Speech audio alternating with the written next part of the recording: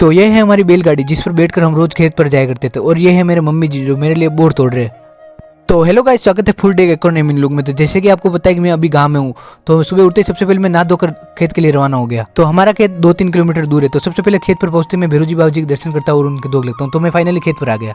तो खेत का गेट खोलते सबसे पहले हमारे पानी की पोए, उसके बाद ये हमारा खेत का व्यू कुछ इस तरह से। खेत पर आने के बाद एकदम माइंड रिलैक्स महसूस होता है। तो ये हमारी पीपली है, जो सबसे पुरानी पीपली यही है। तो ये है हमारी ऑडी जिस पर हम बैठते हैं, और ये एंटिक पीस के लिए हमने बैलगाड़ी रख रखी है। इसी बैलगाड़ी पर हम खेत पर आया करते थे।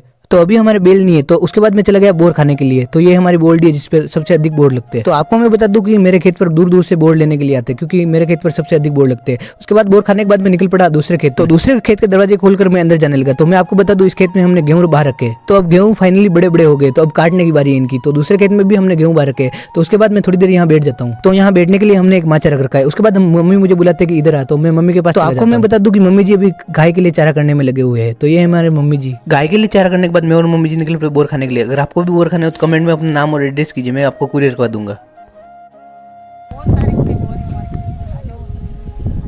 सबको बुला रहे बोर खाने के लिए। मीठे मीठे बोर है, मीठे मीठे बहुत सारे बोर है। देखो एक बार हिलाने से भी गिर रहे पूरे बोर ही बोर।